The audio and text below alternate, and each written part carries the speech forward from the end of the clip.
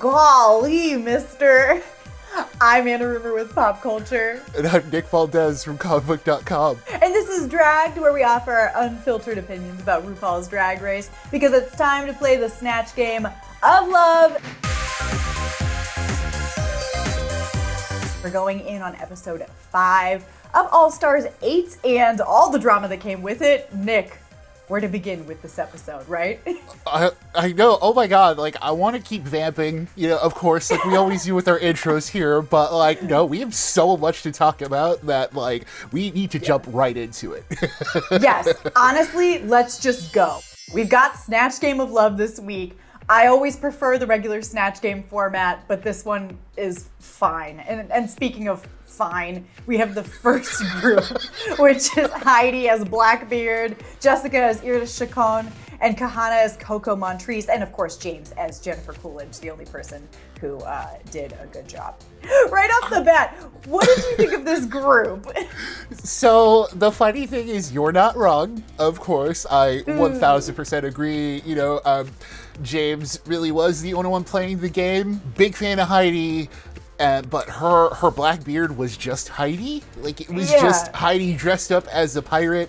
We didn't get, like, a single arg or, like, a matey or, like, pirate stuff, right? Booty jokes, come on! Yes! So many booty puns she could have made. Like, yes. But, we'll talk about why eventually that she kind of started falling apart. Poor Kahanna. Kahanna did Coco Montrese, her drag mother. Always like they say in the episode. Fine idea in theory, but also I thought we were done with Snatch, like with queens doing other queens for Snatch Game. It never turns out well. It always kind of is a disaster. If there's one exception that proves the rule, you can remind me in the comments, but Coco's funny. Like, Coco's a charming person, at least of what we've seen on Drag Race. And if you're tapping into the Coco we saw on television, then be the Coco we saw on TV, and not just that one, meme moment. That's she should have brought out like a compact and gradually gotten more orange throughout. Something. There were so many lines that she could have said to make it funny, but she just sat there. And the way that she would take jokes in and then just kind of shut them down, she would get a laugh because it was kind of funny in the way that she was just like, no, but it wasn't good Snatch Game at all. It's something that we see play out later. It's that, you have to play these games. It got real spicy really quickly. Like, Heidi was throwing out, like, it did kind of seem like she was punching Kahanna when she was down. Yes. But that's the Snatch Game, right? Like, this is, it happens all the time. Queens eat each other alive on Snatch Game. I felt the same way, where it's like, it felt bad to watch because clearly Kahanna was not taking it in well. But again, this is Snatch Game. This is the game. Maybe it didn't help that she and Heidi are like real life friends, and then Heidi's character was just Heidi. But I don't know, something about it clearly it just like wasn't going well. So I feel like Heidi should have maybe caught that and just let it go, because it wasn't like she was eliciting huge laughs from it either, so it's not like it was serving her game. Exactly. It was just kind of all on the same level, and it kind of just started gradually getting less and less funny. And that's what we could say for Jessica Wilde. 𝐒𝐿𝐿. It's another one that's like, oh, that's a fine idea in theory, do a big personality of a person and kind of, and do the Jessica Wilde thing, which is kind of what she does, but it's also just like the one note. Yes, very. And honestly, everyone looked horrible next to James's Jennifer Coolidge, which was, we don't need to see any more drag Jennifer Coolidges, because this one was perfect. It was so good. It was so funny. She just did such a great job, and she was actually making jokes. Like, where are the jokes, everyone else? James was there to play, and she was clearly ready for Snatch Game, even if her Jennifer Coolidge is basically just like one notch away from James. Yeah, oh yeah, totally.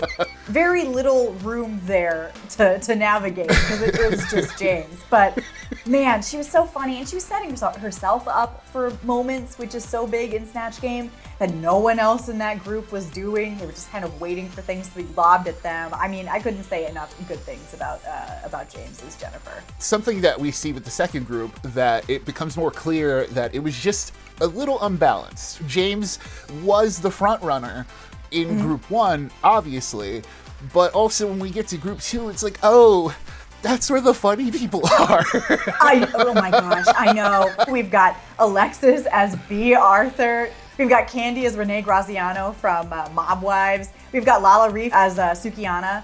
And then we've got Jimbo as Shirley Temple. They really did have all the funny people in this group, and it's so sad to watch because even Candy and Lala, who were the worst in the group, were still pretty funny. They would have been huge standouts in group one, you know? And that's the thing. It's that they were also there with Alexis and Jimbo, who not only won in their original seasons, they came back ready to win this one too. Let's talk about, because, you know, Candy and Lala, they were fine, whatever. I don't have a ton to say about them. We need to dive into Alexis and Jimbo, masters of the Snatch Game. Let's talk about Alexis first because, you know, spoiler alert, she doesn't go on to win this episode, but I thought that she was very close to winning. This B. Arthur was perfect. When you're going for Ru's favorite, you better not miss, and she did not. This was everything. When Alexis was first announced, this is why I was excited. Not only because we see how Alexis plays the game, which is just super fun TV, but also because she's talented. And it's these moments here where she gets to show off that little theatricality and knowledge of her character. Like, she was just a total fun B. Arthur. Like, she was quick. That's the thing. She was very quick with things. Yes. Jimbo's Shirley Temple, which is just my God. It's such like a wild idea. Seeing Jimbo, who is a very tall, play this little girl and play it sweet as sugar, like almost all the way through. I was laughing for real out loud. The tap dancing, real laughter coming out of my mouth. So funny. Jimbo is just a clown through and through. And every single time they have a chance to shine there, it's so much fun to watch. We are truly blessed and highly favored. Jimbo is incredible. Like, I think you know, these last couple of weeks have been very comedy focused, and this, you know, Jimbo has been a clear front runner in those areas. But also here, it's like, oh, your lip sync talents finally come into play. Like, they finally work. And the best lip sync Jimbo's ever done. Yes, like the little taps that was also kind of flopping around the way Jimbo does. I lost it. It's so great that her, like, that Shirley Temple wasn't like a dirty Shirley Temple, you know? Yeah. It wasn't like, they weren't crude. It wasn't anything like that. It was pure like little girl answers, pure like little girl everything. And it was just perfect Snatch Game. Jimbo saying, "Wouldn't you like to know, you pervert?" Really, really killed me. So funny. Especially imagine being Bowen on the other side of the wall being like, what? Who is this? I know we could talk about this for hours, and everyone is online. Stay away from Reddit, maybe. We come to after the Snatch Game. Kahanna is mad at Heidi for kind of coming at her. I feel like they have some moment of reconciliation, but the tensions are still high as we get this whole drama between Candy and Alexis and Jimbo. Was Heidi telling Jimbo that Candy was coming for her? Like, what's your take on the situation? Because Heidi eventually says, "I'm out," and dips, and I was very sad to see it. Yeah, let's just get that out of the way. It was very shocking. It was a big bummer because you and I, we've talked about this on this show especially, where we were really gunning for Heidi. She came back. She was stronger than ever. That strawberry look is like one of the best drag race looks of all time. Like, agreed. And the fact that we won't get to see any more of her runways, even in the Fame Games, is a bummer as a fan. But as someone who appreciates Heidi and her art, you know, mental health, it's all just take care of yourself, of course, Heidi. You know, if it was clearly building to this. You know, there seemed like there was stuff that we haven't seen that she was clearly dealing with, and it all bubbled to a point where she just couldn't take it anymore, and whatever money was not worth what she was going through. And in that sense, you know, I'm glad, Heidi, that you took the step back. I'm hoping that everything since has been better for you. As a fan, though, it is a bummer. That's where I'm sitting with this. Of course, as a Heidi fan, I'm like, well, what would she gain from lying about it? Yeah. You know, it had to have come from somewhere. That's the thing. And Alexis I believe heard, Heidi, yeah. Yes, Alexis heard something and then quickly backed down as soon as Candy was like, wait, what do you mean? Candy said, what did you say? And Alexis said, I didn't hear anything. And then she did her little crying moment, which give her the Oscar already. It was so funny.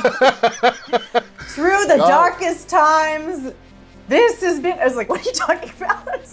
As a fan of the show, great TV. Thank you, All Stars 8. This was one of the best Snatch Game episodes ever. Agreed. And of course, again, we love you, Heidi, and we are glad that you are seemingly okay. Let's move on to this runway, because we could talk about that for 75 years. We've got a Reveal Yourself runway. And right up, we've got Jessica coming out as her, you know, chicken callback to an egg, to a cracked egg. What do you think about this one? I'm mixed on this because, you know, part of me I just love Jessica. So, you know, I'll love anything she does because she's just kind of kooky, and I love that. I love that she called back to the chicken. This is kind of the problem across the board with everyone's runways, is that some of these, like, first looks don't look like first looks. You know, they don't look like a complete look on their own. Instead, it's just like, oh, this is clearly the robe that we see, you know, that we'll get a reveal from. And Jessica's, I didn't really like the egg in the middle, the egg look, but I did like the final one. It's super cute. It reminded me of the cereal one. She's done a lot of breakfast stuff this season already, so I'm hoping next week she can do some toast or something. So, Kahanas. I'm curious what you think about this. You know, Sasha Colby just won, like, in nude. So, you know, of course, you know, live your fantasy. You know, you have the body, show it off. No, everyone loves the body queen. You know, you got the va-va-voom, of course. Yeah. But burlesque is almost, like, more theatrical. So, I do wish that she had more layers before removing what little layers she had. Going from naked to nakeder is less impressive than, you know, having stuff on then being naked at the end. Starting off as a different look certainly was James Mansfield coming down the runway in this pink Muppet coat, hat, something. Like a blanket, like a Snuggie, some kind of snuffleupagus half thing. I had a moment watching this runway when she walked out like that where I was like, this show's so stupid. In the best way, but like, what am I watching? She takes off the snuffleupagus to reveal the same kind of outfits we've seen, which is sort of a bummer, because I kind of wish she kept the Muppet all the way through somehow. Yeah. Like, found a way to, like, really keep the fur going, especially when the final look is, you know, she knows it as well, that it just doesn't fit well right on her, because she said she lost weight, but also it's not a great, like, look. We've seen a lot of these bathing suit kind of looks from her already, so I don't know. Yeah, no, I was right there with you. I was like, it doesn't fit, and if it did fit, I still wouldn't be super impressed with it. You did well enough in the Snatch Game that this is fine. Like, you're fine here. Yes. Next up, we've got Candy, who comes out in this housewife look, unveils this ball gown look, and then strips down to, like, this metallic lingerie look. For me, I liked the first look. I didn't like the other two, and none of them made any sense together to me. Yeah, you know, housewife to ball gown to, like, future robot thing. I wasn't really feeling it either. Maybe it was because that red dress, it's like, Candy, we know you love red. We've seen you rock these red things before. She looked great, but also it's maybe if the first look directly led into the second one, maybe it would have been better. That would have felt more like Stepford Wives commentary, at least. The red ball gown in the middle threw off any kind of semblance of a story that I felt like was being told by it. Yeah, like if she was going for a Stepford Wives thing, then yes, that would make sense. Lala comes out in this like cape that she just uncapes, and it's this pretty leotard with, you know, arm warmers and leg warmers. I don't know. I'm so torn because this is like, I think one of my favorite Lala looks this season, because she looks gorgeous in this. She does. Like, in that bodysuit, she looks great. It's a beautiful color, and it fits well with her. But yes, it's also the Jessica Wilde problem, because at least Jessica Wilde had like a robe. This was clearly just like a cloth left over from the bow or something. Yeah. That's not a reveal. Agree. It's very pretty. I agree with you. It's one of her best looks we've seen this season. But yeah, it's literally just like tossing the cloth off, and that's not the assignment.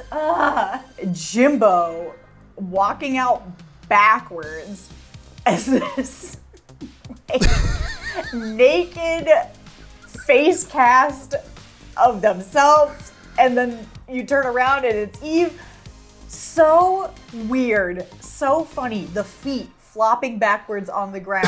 It was so demented, but I just loved it. That reveal put a huge smile on my face. When she turned around, like, and Jimbo was gorgeous as Eve, that's the other thing. Like, it was just, she looked great as Eve. Yeah. And so, you know, that made the Adam thing even freakier. It was. Yeah, it was just a fun idea, and this is the kind of stuff that we were looking for. We're looking for these creative reveals, and Jimbo came to play. Can't lie. And it was fun to see a reveal that is different than the I pull off my clothes and it's other clothes underneath. Well, and after that, we've Alexis come out. She's closing down the runway with this Into the Woods inspired Witch to Queen reveal. I thought it was beautiful. I don't know, it was beautiful, but I didn't really hate me. Yeah, I'm a big fan of the theatrical reveal. I was losing it. I'm like, yes, this is a fun reveal. I loved it. I love the twirl. Very full transformation style. But we've seen Alexis in tons of these gorgeous gowns, and you know, gorgeous gowns are fine, but also Alexis, we need her to play more. We need her to like let that wall down and just be a little goofier, be a little funnier, be Arthur, have that fun, because then I start looking at the details here, and I was thrown off by the white eye, and you know, it's stuff like that. It's when it's just another gown, I kind of have to look elsewhere, and you don't want me to, Alexis. I don't think you do. We've got Jimbo, Alexis, and James, the only people who did well in the Snatch Game. They're in the top, and we've got Jessica and Kahanna in the bottom, which I felt like was probably the right choice. Yes. And it's Jimbo that walks away with the win. I felt like that was the correct choice. She was so funny, so wacky, and with the runway, like putting those two together, how could you not crown her? You know what? Jimbo looked like she was trying, and I appreciate that. Jasmine Kennedy comes out here. She's mopping up the floor. She looks amazing. Her reveal was better than half the ones on the runway. Oh my God. And Jimbo at least knocked off her wig and was doing some stuff around. I don't know. It was to hallucinate, which is so out of Jimbo's wheelhouse when it comes to being like silly.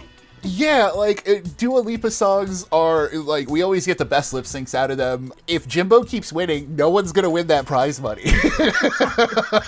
Until the end, when Jimbo whips out the thing that they've been saving. Kind of an anticlimactic ending. I was sad to see Heidi go, but I was also like, well, we're not sending home two people in the same episode, so that's fine. Why not? But, you know, that's Ooh, spicy take. I like that. I don't know. We should have. Maybe, you know what? You've converted me. Now I think we should have sent them all home. Well, next week we have our Rusical. We've got Joan, the unauthorized Rusical. That's going to be super fun. I cannot wait to recap it with you, Nick. And I can't wait for you at home to watch with us. So come back every week where we recap RuPaul's Drag Race All Stars 8 with you. We'll see you next time on Dragged.